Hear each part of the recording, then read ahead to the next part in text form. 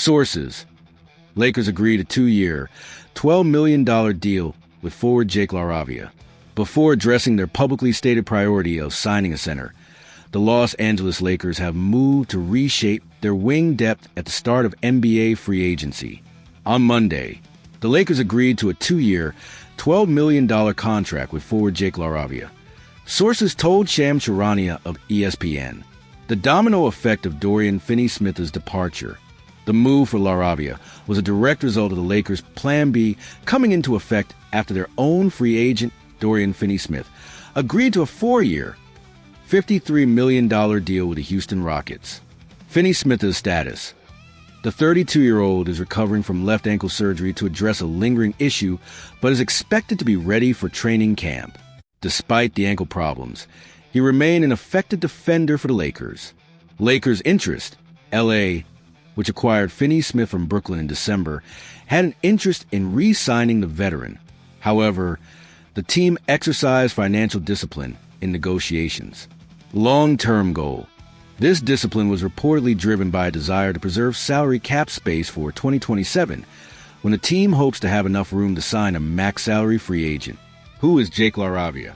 Laravia, 23, is a 6'8", 235-pound forward who found his footing late last season with the Sacramento Kings after being acquired in a trade from the Memphis Grizzlies. Recent performance. He had a strong March, averaging 8.6 points on 48.1% shooting, 43.9% from three-point range, and 3.3 rebounds in 12 games. Reputation. He is known as a tenacious defender with some playmaking ability. Choosing the Lakers. Laravia reportedly had other suitors, but viewed the Lakers as the best situation for his career and future. He confirmed the move on his Instagram story, posting, "Hope the Laker fans are as excited as I am. Let's get to work." Salary cap implications. By letting Finney-Smith walk, the Lakers' financial tools changed. They will sign Laravia using a portion of their full $14.1 million non-taxpayer mid-level exception, MLE. They now also have access to the $5.1 million biannual exception. Had they re-signed Finney-Smith to a large deal, they likely would have been limited to the smaller taxpayer MLE, approximate $6.7 million. This move provides the Lakers with a younger, cheaper wing and maintains a financial flexibility that is key to their long-term roster-building strategy. The first day of NBA free agency started with what looked like bad news for the Los Angeles Lakers. Their top center targets, Brook Lopez and Clint Capella, were quickly off the board, with Lopez signing with the Clippers and Capella being traded to the Rockets. With options dwindling, fan anxiety began to rise. But then, a shocking twist. DeAndre Ayton, the former number 1 overall pick, agreed to a contract buyout with the Portland Trail Blazers and became an unrestricted free agent.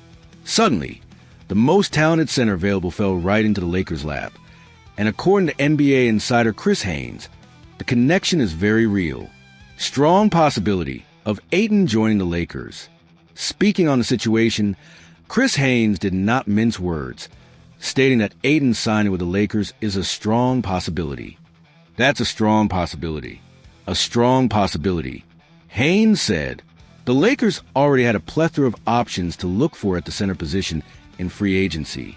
And now you add DeAndre Ayton all of a sudden to the equation. If they're able to pull that off, which, again, sources have told me that's a strong possibility, you would pair him with Luka Doncic, who's in his draft class. Connecting the dots behind the scenes. Haynes' confidence seems to stem from a few key behind-the-scenes factors. The shared agent. Both Luka Doncic and DeAndre Ayton are represented by the same agent, Bill Duffy. This connection gives the Lakers a direct line of communication and a potential inside track in negotiations. The Lakers' calm, the Lakers' apparent lack of panic when Lopez and Capella went off the market now makes more sense. It's possible the front office knew the Ayton buyout was a possibility and were playing the waiting game for their top target. Haynes even quickly dismissed the idea of Ayton signing with another team like the Milwaukee Bucks, suggesting a deal with the Lakers may already be in the works. The perfect on-paper fit. On paper, Ayton is exactly what the Lakers need. He is a big, athletic center who can dominate the glass, finish in the paint, and be a devastating pick-and-roll partner for an elite passer like Luka Doncic. He fills the biggest hole on the Lakers roster and significantly raises the team ceiling. The backup plan, Al Horford. While Ayton is clearly the number one priority, the Lakers are not without a contingency plan.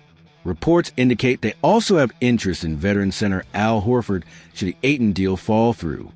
Horford would be a solid, high IQ addition, but he does not possess the same game-changing potential as Ayton. The stakes are high. At this point, the narrative has completely shifted. DeAndre Ayton has gone from a long-shot dream to a realistic expectation. For the Lakers, losing out on him to another team would now be a massive setback and a major offseason disappointment. The pressure is now on Rob Pelinka to close the deal. What do you think, Lakers fans? Is DeAndre Ayton the missing championship piece? How confident are you that the Lakers will land him? How would you feel if the team ended up with Al Horford instead? Let us know your thoughts in the comments below.